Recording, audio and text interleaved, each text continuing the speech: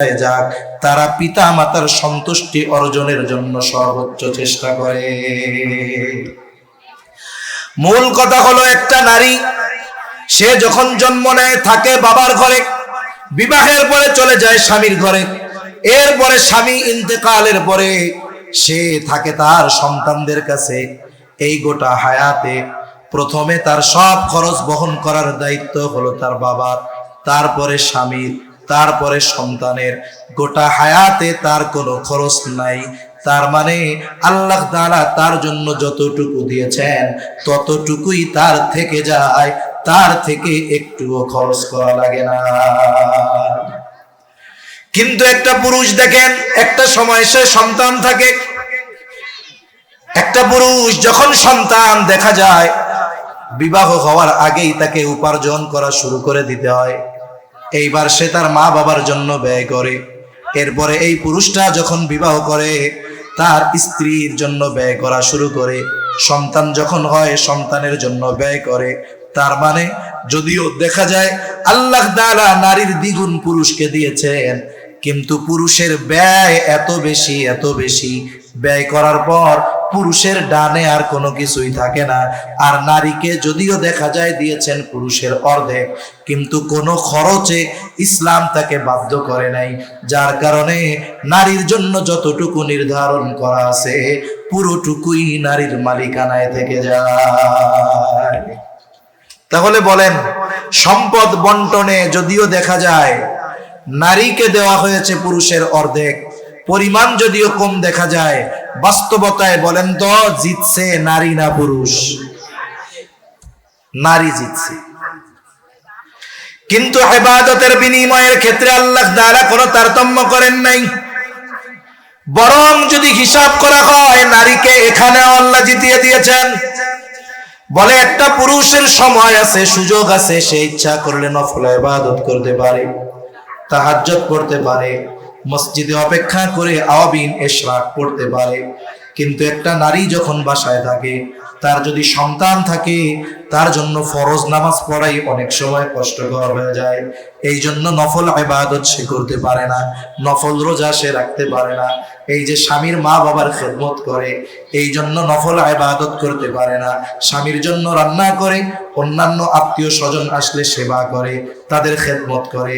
বলে এই নারী যদি এইগুলাকে বোঝা না মনে করে আল্লাহর সন্তুষ্টির জন্য এই কর্মগুলো করে, বুজুর্গানে দিন বলেন এই নারীর রান্না বান্না, কাপড় ধোয়া, তারপরে সন্তান লালন পালন, এই বিষয়গুলো তার আমলনামায় কবুল ইবাদত বলে গণ্য হয়ে যায়। আর পুরুষ নামাজ পড়ছে, রোজা রাখছে, কবুল হবে কি হবে না আল্লাহ জানে। কিন্তু সে যদি তার এই গৃহস্থলী কাজগুলো আল্লাহর সন্তুষ্টির জন্য করে, বলে এগুলাও তার আমলনামায় কবুল ইবাদত বলে যোগ হয়। হিসাবে এই জায়গাও নারী জয়ী, ঠিক কিনা বল? যাই হোক, আমার আয়াতের মূল আলোচনার দিকে যাই।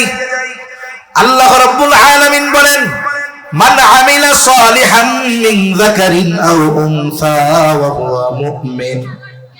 আল্লাহ রাব্বুল আলামিন বলেন, মান আমিলা সালিহা, যে নেক আমল করে, মিন যাকারিন আও উনসা, নারী হোক অথবা পুরুষ, ওয়া হুয়া মুমিন, আর সে মুমিন। সোজা কথাই হলো, মুমিন নারী অথবা পুরুষ যদি আমলে সালেহ করে, তাহলে এই মুমিন নারী অথবা পুরুষের জন্য কয় ধরনের পুরস্কার? জোরে গণ, জোরে বলেন কয় ধরনের? আপনারা কি সজাগ আছেন? আসেননি? তাকবীর দেন তো, নারায়ে তাকবীর, আরো জোরে নারায়ে তাকবীর। মোটামুটি একটু মনে হয়েছে ঘুম ভাঙছে আপনারা নারায়ে তাকবীর দেন না, ওই পাশ দিয়া টঙ্গীর মাঠে নারায়ে তাকবীর কইয়া হুজুর কই পিড়ে সাইজ করে ফেলতেছে। তাহলে ইমানদার নারী অথবা পুরুষ যদি আমলে সালেহ করে, কয় ধরনের পুরস্কার? জোরে বলেন কয় ধরনের? আমি ইমানের ব্যাপারে আলোচনায় যাব না, আমি আমলে সালেহের বিষয় নিয়ে কয়েকটা কথা আপনাদের সাথে একটু মুযাকারা করব। প্রথম বিষয় হলো, ঈমান তো সবচাইতে দামি এক সম্পদ। বলে ঈমান যদি না থাকে কোনো ভালো কাজ আল্লাহ তাআলার কাছে আখিরাতে প্রতিদান পাওয়ার যোগ্য বলে বিবেচিত হয় না। এই দুনিয়ায় কাফেররাও অনেক ভালো কাজ করে, কাফেররা অনেক দান সদকা করে, বলে এদের ভালো কাজের প্রতিদান কি হয়? বলে আল্লাহ যা দিবে পুরাটুকি দুনিয়ায় দিয়ে দেয়, আখিরাতে ওদের জন্য কিছু নাই। কেন? বলে আখিরাতের খাতা খুলতে হইলে ইমানদার হওয়া লাগবে, ঠিক কিনা বলো? আর ইমানদার যদি নেক আমল করে দুনিয়ায়ও কিছু দেয়, আখিরাতে আল্লাহ পরিপূর্ণ দেন। এই জন্য আমার আপনার আমলগুলোকে যদি আখিরাতে প্রতিদান পাওয়ার যোগ্য হিসাবে গড়ে তুলতে হয়, ঈমান লাগবেই লাগবে, এটা কম্পালসারি শর্ত, লাগবেই লাগবে। সাথে সাথে এই ঈমানটাকে আমরা শিরিক মুক্ত রাখবো, কারণ শিরিক মুক্ত ঈমান এটা যদি না থাকে, ঈমান যদি ত্রুটি বিচ্যুতি হয়, ঈমানের মধ্যে যদি ত্রুটি বিচ্যুতি থাকে, দেখা যাবে আমার আমলগুলো আল্লাহ তাআলার কাছে গ্রহণযোগ্য হবে না। এই জন্য আমাদের ঈমানকে ত্রুটি মুক্ত রাখার জন্য সর্বপ্রথম জরুরি যেই কাজটা, সেটা হলো সকল ধরনের শিরিক থেকে বেঁচে থাকা। এখন আপনি শিরিক থেকে বেঁচে আছেন, সম্ভবত তাফসীরে রুহুল মাআনির মধ্যে আসছে, কথা জেনে আসতো তাই বলি। কিয়ামতের দিন এক লোক আল্লাহর সামনে হাজির হবে, এর কোনো আমল নাই, একেবারে এ টু জেড কোনো আমল নাই। আল্লাহ সুবহানাহু ওয়া তাআলা শুধুমাত্র এই ব্যক্তির আমল কি? বলে ও কোনোদিন আল্লাহর সাথে শিরিক করে নাই। শুধুমাত্র এই কারণে আল্লাহ তাআলা কিয়ামতের দিন তারে মাফ করে দিবে। সুবহানাল্লাহ। আল্লাহ তাআলাও বলছে, ইন্নাল্লাহা লা ইয়াগফিরু আন ইউশরাকা বিহি ওয়া ইয়াগফিরু মা দুনা যালিকা লিমান ইয়াশা। হায়রে, কেউ যদি আল্লাহর সাথে শিরিক না করে, এই শিরিক ব্যতীত বাকি যত গুনাহ আছে আল্লাহ তাআলা যদি চান গুনাহগুলো মাফ করে দিবেন, কিন্তু শিরকের গুনাহ করে, তওবা করে না, আল্লাহ তাআলা গুনাহগুলো ক্ষমা করবে না। এই জন্য আমার আপনার আমলটা যদি আসলেও কাজে লাগাতে হয়, আমাকে আপনাকে শিরিক মুক্ত ঈমানের অধিকারী হতে হবে। এখন ঈমানটা শিরিক মুক্ত, ঈমানটা খাঁটি। নবীজিও বলেন, আখলিস দীনাকা ইয়াকফিকাল আমালুল কলিল। নবীজি বলেন, তোমার ঈমান খাঁটি করো, অল্প আমল নাজাতের জন্য যথেষ্ট হয়ে যাবে। এখন ঈমান খাঁটি বলে নেক আমল করো। আল্লাহ তাআলা এই জায়গায় আমলে সালেহ বলেছেন, আমলে সালেহ সৎ কর্ম, নেক আমল। এখন বিষয় হলো, বুজুর্গানে দিন বলেন, একটা মানুষ নামাজ পড়লেই তার নামাজ আল্লাহর কাছে কবুল হয় না, তার মানে আমল করলেই সেটা সৎ আমল হয় না। বরং কিছু শর্তের আলোকে যদি মানুষ আমল করে, ওই আমল অল্প যদি হয়, ওই আমলগুলো যিনি কবুল করে নেন তিনি কে? এখন আমি আপনি আমার আপনার আমল যদি আল্লাহর কাছে কবুল করাতে চাই, এক নাম্বার যেই জিনিসটা লাগবে, বলে আমি আপনি যেই আমল করি না কেন, একমাত্র আল্লাহ তাআলাকে দেখানোর জন্য করতে হবে। দুনিয়ার মানুষকে দেখানোর জন্য যদি কেউ আমল করে, ওই আমল নাজাতের কারণ তো হবেই না, বরং পরকালে শাস্তির কারণ হয়ে দাঁড়াবে। প্রসিদ্ধ হাদিস আমরা সকলেই জানি, নবীজি জানায়া দিয়েছেন, আবু হুরায়রা রাদিয়াল্লাহু তাআলা আনহু থেকে বর্ণিত, কিয়ামতের দিন সর্বপ্রথম একজন শহীদের বিচার করা হবে। রক্তাক্ত অবস্থায় আল্লাহর সামনে হাজির, জিজ্ঞাসা করবে এই অবস্থা কেন? লোকটা বলবে, আল্লাহ আপনার দ্বীন আপনার জমিনে প্রতিষ্ঠা করার জন্য কাফেরদের বিরুদ্ধে লড়াই করে আমি আমার জীবনটা দিয়ে দিয়েছি। আল্লাহ তাআলা বলবেন, তুমি যে জিহাদ করেছো কেন করেছো? লোকটা বলবে, আল্লাহ আপনার সন্তুষ্টির জন্য করেছি। আল্লাহ তাআলা বান্দার মনের খবর জানে। আল্লাহ তাআলা বলবে, বান্দা তুমি মিথ্যা বলতেছো, আমি জানি তুমি জিহাদ করেছো যাতে করে দুনিয়ার মানুষ তোমার বীরত্বের প্রশংসা করে, তোমাকে বীর বলে, বাহাদুর বলে। বান্দা যে উদ্দেশ্যে জিহাদ করেছো, দুনিয়ায় তুমি তা পেয়ে গেছো, সুতরাং আজকে আমি আল্লাহর তরফ থেকে তোমার জন্য কিছু নাই, তুমি চলে যাও, তোমার ঠিকানা হলো চিরস্থায়ী জাহান্নাম। দুই নম্বরে আল্লাহ তাআলা একজন দানবীরকে ডাকবে। আল্লাহ তাআলা জিজ্ঞাসা করবে, আমি তোমারে সম্পদ দিয়েছিলাম, কি করছো? লোকটা বলবে, আল্লাহ আপনার দেওয়া সম্পদ আমি দান সদকা করেছি। কেন করেছো? লোকটা বলবে, আল্লাহ আপনার সন্তুষ্টির জন্য করেছি। আল্লাহ তাআলা বলবে, বান্দা তুমি মিথ্যা বলতেছো, আমি আল্লাহ তোমার অন্তরের খবর জানি। তুমি দান করেছো যাতে করে দুনিয়ার মানুষ তোমাকে দানবীর বলে, দুনিয়ার মানুষ যেন তোমার দানের প্রশংসা করে। এই দুনিয়ায় অনেক মানুষ আছে প্রশংসা পাওয়ার জন্য দান করে, আছে না নাই? আমাদের ঢাকার পাশে একটা জেলা, এক মাদ্রাসার মুহতামিম বলতেছে, বলে হুজুর দুঃখের কথা কি বলবো, এক আল্লাহর বান্দা মোটা অঙ্কের একটা অ্যামাউন্ট পাঠাইছে মাদ্রাসার জন্য, বড় প্রোগ্রাম, দেশের শীর্ষস্থানীয় উলামা একরাম আমার মাহফিলে আসে, হাজার হাজার মানুষের উপস্থিতি। উনি আমারে চিরিকুটের মধ্যে লেখা দিছে, এই টাকাটা মাদ্রাসায় দিলাম, কিন্তু আপনি প্রধান বক্তা যখন বয়ান শুরু করবে তার আগে নামটা ঘোষণা দিয়া কইয়া দিয়েন। এখন হুজুরের ব্যস্ততায় আর বলতে মনে নাই। এইবার মাদ্রাসার রিসিট কাইটা ওনারে রিসিট দিয়া দিছে, এই যে রিসিট। উনি কয় রিসিট লাগবে না, আমার টাকা ফেরত দেন। বলে কেন? বলে আপনারে কইছিলাম প্রধান বক্তার আগে আপনি নামটা ঘোষণা দিয়া দিবেন, দেন নাই কেন? এই জন্য আমার টাকা ফেরত দিয়ে দেন। এইরকম আল্লাহর বান্দাও দুনিয়ায় আছে। 2 বছর আগে যশোর এলাকায়, যশোর বলে একজন দাঁড়াইছে মেম্বারিতে, দেখবেন যখন কেউ নির্বাচন করবে এই সময় খুব দান সাদকা করে বেশি, ঠিক কিনা বলেন? মসজিদে মসজিদে ঘুরে বেশি, মাদ্রাসায় যায় বেশি। কারণ এদেশের মানুষ যারা ক্ষমতায় আসে ওরা ইসলামের বিরোধিতা করলেও নির্বাচনের সময় ঠিকই চিন্তা করে। ইনু মেনন এরাও নির্বাচনের সময় টুপি লাগাইয়া সালাম আলাইকুম দিত, ঠিক কিনা কন? ওরা তো আর শুদ্ধভাবে সালাম দেয় না, কি কইতো? সালাম আলাইকুম। এই যে নাস্তিক, এই কমিউনিস্ট, এরাও টুপি মাথায় দিত। কেন? কয় এদেশের মানুষের অন্তরে যে দ্বীনের প্রতি মোহাব্বত আছে ওরা বুঝে, ঠিক কিনা কন?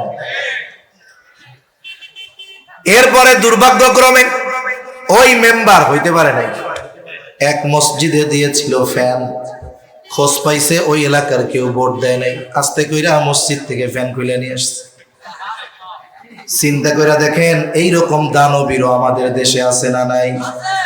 আল্লাহ তাআলা বলবে, বান্দা তুমি যে উদ্দেশ্যে দান করেছো দুনিয়ায় তুমি তা পেয়ে গেছো, আজকে আমি আল্লাহর তরফ থেকে কিছু নাই, তুমি চলে যাও, তোমার ঠিকানা হলো জাহান্নাম। এরপরে একজন কারি সাহেবকে ডাকবে না, আলেমকে ডাকবে, জিজ্ঞাসা করা হবে কি ব্যাপার, ইলম শিখছো কেন, কোরআন কেন শিখেছো? লোকটা বলবে, আল্লাহ আপনার সন্তুষ্টির জন্য শিখেছি। আল্লাহ তাআলা বলবে, বান্দা তুমি মিথ্যা বলতেছো, আমি আল্লাহ তোমার অন্তরের খবর জানি। তুমি ইলম শিখেছো, কোরআন শিখেছো যাতে করে দুনিয়ার মানুষ তোমাকে আলেম বলে, হাফেজ বলে, তোমার তিলাওয়াতে যেন তারা বাহবা দেয়, তোমার বয়ান শুনে যেন বাহবা দেয়, তোমার যেন শাইখুল হাদিস বলে, মুফাসসিরে কোরআন বলে। যে উদ্দেশ্যে ইলম অর্জন করেছো দুনিয়ায় তুমি তা পেয়ে গেছো। আজকে আমি আল্লাহর তরফ থেকে তোমার জন্য কিছু নাই, তুমি চলে যাও, তোমার ঠিকানা হলো চিরস্থায়ী জাহান্নাম। এত বড় বড় আমল আল্লাহর সন্তুষ্টির জন্য না করার কারণে কোনো দাম নাই। আল্লাহ তাআলা কোরআনুল কারীমের মধ্যে জানায়া দেন, এই যে আমরা দুনিয়ায় যে আমলগুলো করি সব আমল আল্লাহর সামনে হাজির করা হবে। আল্লাহ তাআলা বলেন, ওয়াকাদিমনা ইলা মা আমিলু মিন আমালিন ফাজআলনাহু হাবাআম মানসুরা। আমরা যেই আমলগুলো করি ওই আমলগুলো আল্লাহর সামনে হাজির করা হবে। কার সামনে? জোরে কর। বলেন তো ওই আমলগুলো যদি আল্লাহর জন্য না হয় মানুষের জন্য হয়, আল্লাহ তাআলা কি বুঝতে পারবেন কি পারবেন না? কোন আমল যদি জাল আমল হয় আল্লাহ তাআলা দইরা ফেলতে পারবে। দেখেন একজন লোক গেছে ব্যাংকে 1 লক্ষ টাকার বান্ডিল নিয়া, ওই বান্ডিলের মধ্যে 20টা ঢুকায় দিছে জাল টাকার নোট। এখন ব্যাংকের মধ্যে যেই মেশিন আছে ওই মেশিন শুধু টাকা গনে তা না, টাকা জাল হইলেও ধরতে পারে কি পারে না? এইবার মেশিনের মধ্যে দিয়া দিছে, একটু পরে কিরে মেশিন সিগন্যাল দিছে, জাল টাকা বের করছে।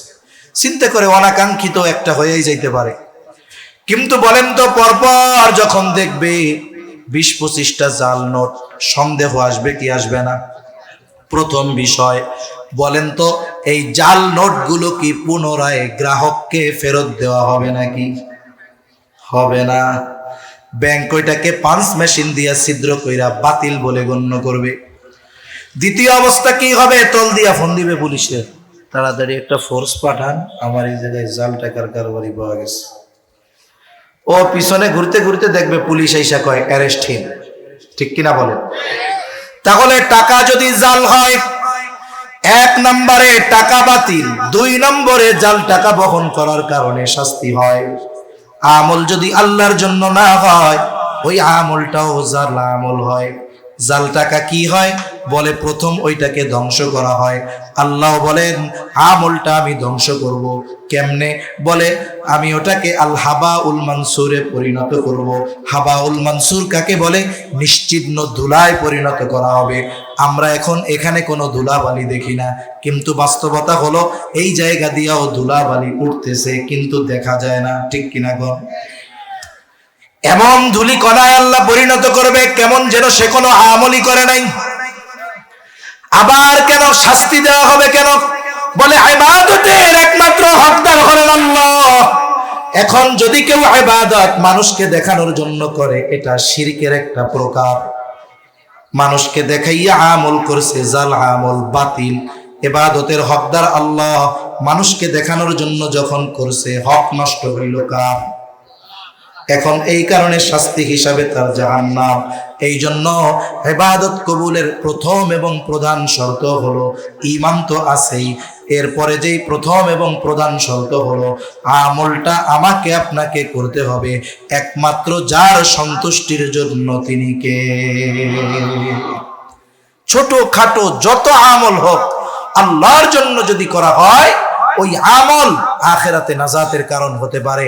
আরে একজন দুশ্চরিত্রা নারী, সে একটা কুকুরে পানি পান করায়া যদি নাজাত পেয়ে যাইতে পারে, আর আমরা যদি আমলগুলো আল্লাহর জন্য করি, আল্লাহ মাফ করবেন আশা করা যায়। ঠিক কিনা বলেন?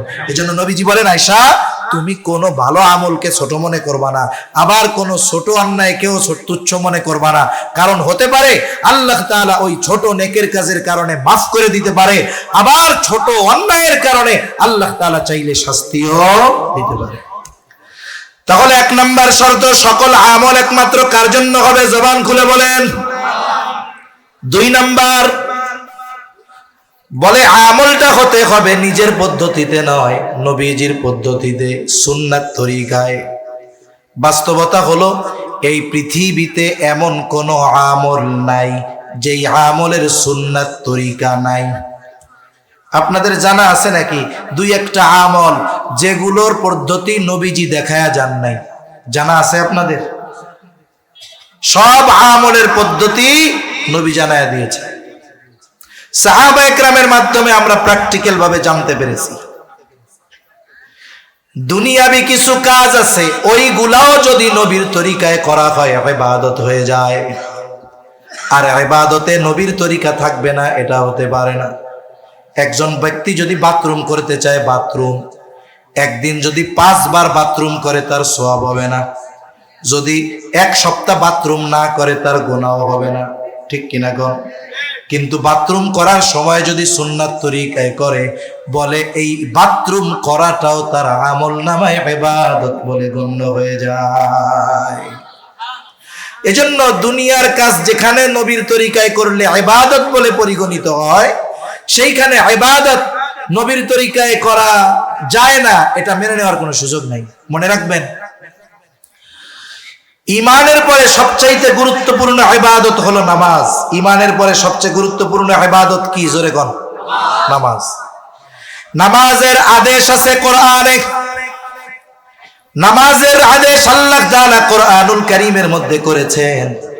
এখন যদি সারা পৃথিবীর সব আলেমদেরকে বলেন, এই যে কোরআন দেওয়া হলো, শুধুমাত্র এই কোরআনের মধ্য থেকে ওই যে নুরানি মাদ্রাসায় ছোট ছোট বাচ্চারা প্রদর্শনী দেখায় 2 রাকাত নামাজে 60টা মাসালা, এই 2 রাকাত নামাজের একেবারে প্র্যাকটিক্যাল মাসালা টাসালা সহ নবীর সুন্নাত, নবীর হাদিস বাদ দিয়ে শুধু কোরআন থেকে বের করে দেন, কিয়ামত পর্যন্ত যদি সুযোগ দেওয়া হয়, হায়াত দেওয়া হয়, শুধু কোরআন থেকে 2 রাকাত নামাজ পড়ার পদ্ধতি বের করতে পারবে না।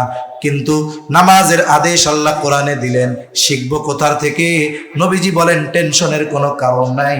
সল্লু কামা রাআইতুমুনি উসাল্লি, নামাজ কিভাবে পড়বা? আমাকে যেভাবে নামাজ পড়তে দেখো। তার মানে নামাজের আদেশ করেছেন আল্লাহ, নামাজের পদ্ধতি উম্মতকে শিখিয়ে দিয়েছেন মুহাম্মাদুর রাসূলুল্লাহ। আরেকটা উদাহরণ দেই, মনে করেন নামাজের যতগুলো ফরজ আছে এর মধ্যে একটা ফরজ হইল রুকু করা। কি করা? জোরে বলেন। রুকু করা ফরজ। কোরআনে আল্লাহর নির্দেশ আছে, ওয়ারকাউ মা'আর রাকিঈন, রুকুকারীদের সাথে রুকু করো। রুকু শব্দের শাব্দিক অর্থ কি?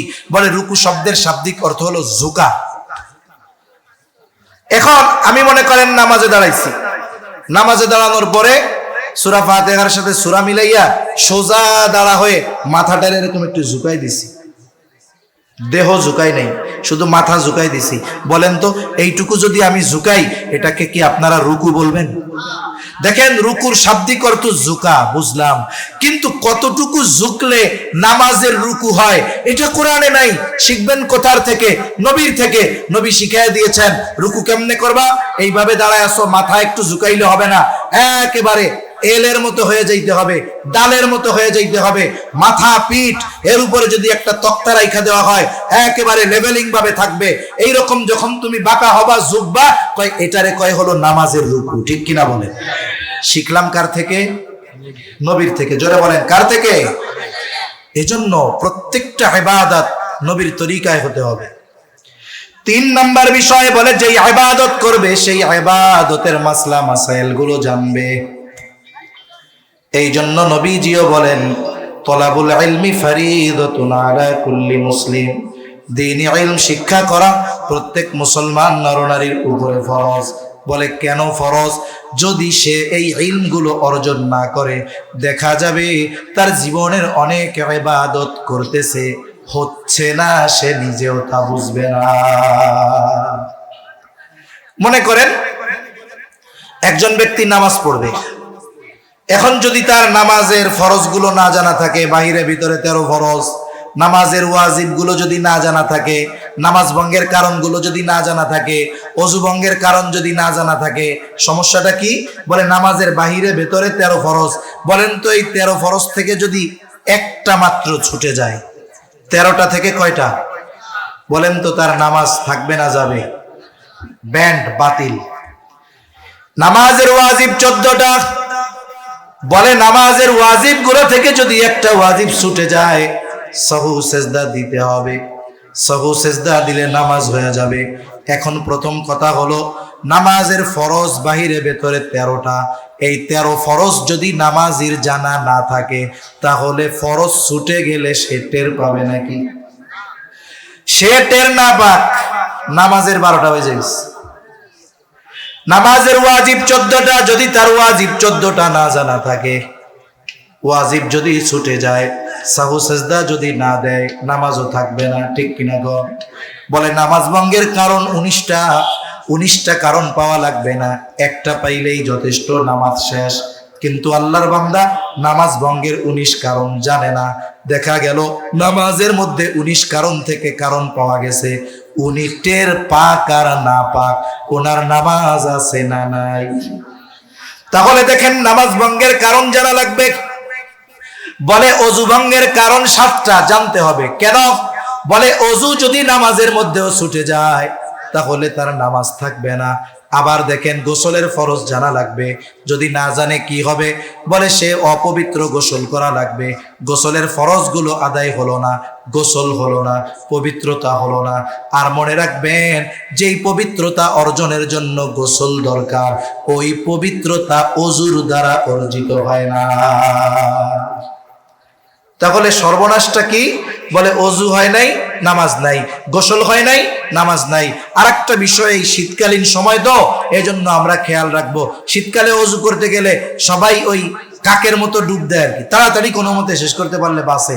কিন্তু শীতকালীন সময় মানুষের ত্বকটা রুক্ষ থাকে, শুকনা থাকে, যার কারণে দেখা যায় যে অনেক সময় পানি ঢালছে, উপর দিয়ে চলে গেছে, জায়গাটা ভিজে নাই। পা ফেটে গেছে, পায়ের ফাঁকের মধ্যে পানি ঢুকে নাই, বলে অজু করার সময় অজুর যেই সমস্ত জায়গাগুলো ধৌত করা ফরজ, ওই জায়গাগুলোর মধ্যে যদি এক চুল পরিমাণও শুকনা থাকে তাহলে অজু হবে না। অজু হইল না তো পবিত্রতা হলো না, পবিত্রতা হলো না তো মক্কা শরীফ গিয়ে নামাজ পড়লেও কাজ হবে না। এজন্য মাসালা মাসাইল জানার দরকার আছে না নাই? যারা মাদ্রাসায় পড়ে তারা মাদ্রাসা থেকে জানবে।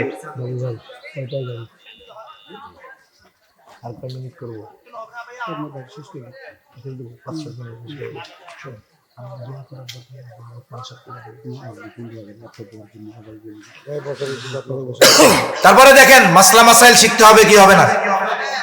শিখবেন কোথায়? আগের আমলে খানকায় গিয়ে শেখাটা সহজ ছিল, কিন্তু জামানা এখন এরকম, অনেক পীর সাহেবের কাছে মুরিদ হওয়ার পরে সারা জীবনে পীর সাহেবের হাত ধইরাও একবার মুসাফা করা যায় না, ঠিক কিনা বলেন? এখন মুরব্বী যারা শিখবেন কোথায়? বলে শেখার একটা তো জায়গা ছিল, দাওয়াত ও তাবলীগের মেহনত, এই জায়গাও তো কত ঝামেলার মধ্যে আছি। আমি আগেও বলছি, আমি একজন আম পাবলিক হিসাবে যদি আমারে কেউ জিজ্ঞাসা করে আপনি তাবলীগ কাদের সাথে করবেন, আমি স্বাভাবিক বলবো আমি আলেমদের সাথে করব। সে আলেমদের সাথে যাব, কেন যাব? বলে প্রথমত যাব তাদের সাথে গেলে তাদের যে জ্ঞানের আলো, ইলমের আলো, তাদের সাথে কিছুদিন থাকার কারণে হলেও এর প্রভাব আমার মধ্যে আসবে, ঠিক কিনা বলেন? আরে মিয়া, চুম্বকের সাথে যদি লোহা কিছুদিন লাগা থাকে, ওই লোহার মধ্যেও চুম্বকের কিছু আকর্ষণ শক্তি যায় কি যায় না? আর এখনকার যে পরিস্থিতি, আমি আর লম্বা কথায় গেলাম না, এখন যে আলেমদের সাথে কেন যাওয়া দরকার, এখন আর ওয়াজ করা লাগবে না, মানুষ এখন এমনিই বুঝতেছে, ঠিক কিনা বলেন? এখন আর এতাতি নাই, এক গ্রুপ হইল সন্ত্রাসী আর এক গ্রুপ হইল আলেমী শুরা, উলামা ইকরামের তত্ত্বাবধানে যেটা পরিচালিত হয়। এজন্য আমরা এই দেশে দাওয়াত ও তাবলীগের কাজ চলবে, এটা বন্ধ করার ক্ষমতা কারো নাই। তবে এই দাওয়াত ও তাবলীগের মেহনত উলামা ইকরামের তত্ত্বাবধানে চলবে ইনশাআল্লাহ। কেন চলবে? বলে এই দেশে তাবলীগের মেহনত উলামা ইকরামের মাধ্যমে এসেছে। এদেশে তাবলীগ শুরু হয়েছে কার দ্বারা? বলে সদর সাহেব হুজুর শামসুল হক ফরিদপুরি রহমাতুল্লাহি আলাইহি, ওনার মাধ্যমে শুরু হয়েছে কাজ। গওহরডাঙ্গায় ওইখানে আমির বানাইছেন আব্দুল আজিজ রহমাতুল্লাহি আলাইহিকে। এরপরে প্রথম মার্কাজ হলো বাগেরহাটের মোল্লাহাট থানার উদয়পুর মাদ্রাসা। আরে বলে যেই কাজ পৃথিবীব্যাপী বিস্তৃত, ওই কাজের মার্কাজ যদি কোনো দেশে একটা প্রত্যন্ত অঞ্চলে হয় না। বলে এদেশের কাজ এমন এক জায়গায় মার্কাজ হতে হবে যেখান থেকে চতুর্দিকে আলো ছড়াবে। যেমন দেখেন, ফ্যাক্টরি হলো চট্টগ্রাম, হেড অফিস হলো ঢাকা, ঠিক কিনা বলেন? ফ্যাক্টরি কই? Chittagong, head office Dhaka. বলে কেন? বলে এইখানে হেড অফিসটা হইলে গোটা দেশে আমার ব্যবসা পরিচালনা করা সহজ হবে। তাহলে মার্কাজ যদি কেন্দ্রবিন্দু ঢাকায় হয়, দাওয়াতের কাজ করা সহজ হবে। এরপরে পরামর্শ করে বাংলাদেশে সর্বপ্রথম 1966 সালে ওই যে কাকরাইল, ওই জায়গায় প্রথম ইজতেমা হয়, এরপরে ওইখানে ওই যে মার্কাজ হলো। তাহলে দেখেন, লম্বা ইতিহাস বলার সময় নাই, মূল কথা হলো এই দেশে দাওয়াত ও তাবলীগের মেহনত শুরু হয়েছে উলামা ইকরামের হাত ধরে। এখন যখন আমরা কিছুদিন সুযোগ দিয়েছি, এই সুযোগের অপব্যবহার করে দাওয়াত ও তাবলীগের মধ্যে কিছু অসাধু লোক ঢুকে নিজেদের মন গড়া ব্যাখ্যা আর উল্টাপাল্টা যখন করছে, উলামা ইকরাম চিন্তা করছে এইবার আর ওই ঘুড়ির নাটাই ওদের হাতে দেওয়া যাবে না, আবার আমাদের হাতে আনতে হবে। সঠিকভাবে মানুষকে দ্বীনের কথা বলে দ্বীনের পথে পরিচালনা করার ব্যবস্থা নিতে হবে, ঠিক কিনা বলেন? কেন নিতে হবে? বোঝা গেছে যে ওরা কেমন করে ঘুমন্ত মানুষদের উপরে আক্রমণ করে নির্বিচারে হত্যা করেছে। এরপরে 4 নম্বর বিষয়, যদি ইবাদত কবুল আল্লাহর কাছে করাতে হয়, অবশ্যই উপার্জন এবং খাবারটা হালাল হতে হবে। এই দুইটা যখন হালাল, তখন এই 4 শর্ত পূরণ। বুজুর্গানে দিন বলেন, এই 4 শর্ত ঠিক রেখে ঈমান ঠিক, এই 4 শর্ত ঠিক। এখন যারা আমল করবে তাদের আমল যিনি কবুল করে নেবেন তিনি কে? আল্লাহ তাআলা বলেন, ইমানদার নারী অথবা পুরুষ যখন আমলে সালেহ করবে, পুরস্কার 2 ধরনের। প্রথম ধরনের পুরস্কার হলো দুনিয়ায়। আল্লাহ তাআলা বলেন দুনিয়ায় কি পুরস্কার? ফালানুহিয়ান্নাহু হায়াতান তাইয়্যিবা। এই দুনিয়ায় কি দিবে? বলে তাদেরকে হায়াতে তাইয়্যিবা দেওয়া হবে, পবিত্র জিন্দেগি দেওয়া হবে। আমরা অনেক সময় দোয়ার মধ্যে বলি, আল্লাহ অমুকরে আপনি হায়াতে তাইয়্যিবা দান করেন। লম্বা ব্যাখ্যা করার মতো সুযোগ নাই। মুফাসসিরিনে কেরাম বলেন, হায়াতে তাইয়্যিবা হলো পুত পবিত্র এক জীবন, পাপ মুক্ত এক জীবন, অমুখাপেক্ষী এক জীবন, বলে স্বল্পে তুষ্টের এক জীবন। শুধু তাই না, বলে আল্লাহ তাআলা এই ব্যক্তি হায়াতে তৈয়বার আর এক ব্যাখ্যা, বলে ইবাদতে মজা। এখন বলেন তো, একটা মানুষ যদি দুনিয়ার বুকে অমুখাপেক্ষী থাকা লাগে, মানুষের কাছ থেকে স্বল্পে তুষ্টের জ্ঞান যদি এটা অর্জন করতে পারে, সাথে সাথে ইবাদতের মজা যদি পায়, যদি পবিত্র পঙ্কিলতা পাপ মুক্ত এক জিন্দেগি পায়, এর চাইতে দুনিয়ায় তার উত্তম আর কিছু হতে পারে নাকি? তাহলে দুনিয়ায় আল্লাহ তাআলা এটা দিবে, আখিরাতে কি দিবে? বলে ওয়ালা নাজজিয়ান্নাহুম আজরাহুম বিআহসানি মা কানু ইয়ামালুন। বাস্তবতা হলো দুনিয়ায় আমরা যে আমল করি, আল্লাহর কসম এই আমলের দ্বারা জান্নাত পাওয়ার উপায় নাই। আল্লাহ তাআলা বলেন, বান্দারে এই দুই শর্তগুলা ঠিক রেখে তুমি যখন দুনিয়ায় কোনো নেক আমল করবা, আমি তোমার এই নেক আমলের তুলনায় অনেক অনেক উত্তম প্রতিদান তোমাকে আখিরাতে দান করব। এজন্য আমরা যদি ঈমান ঠিক রেখে নেক আমল করি, নারী অথবা পুরুষ, ওই চার শর্ত ঠিক রেখে দুনিয়ায়ও সফল, আখিরাতেও সফল। আল্লাহ সুবহানাহু ওয়া তাআলা আমাদের সবাইকে কথাগুলো বুঝবার, আমলের কথাগুলো আমল করবার তৌফিক দান করেন। সকলে বলি আমিন। ওয়া আখিরু দাওয়ানা আনিল হামদুলিল্লাহি রাব্বিল আলামিন। আসসালামু আলাইকুম ওয়া রাহমাতুল্লাহি ওয়া বারাকাতুহু।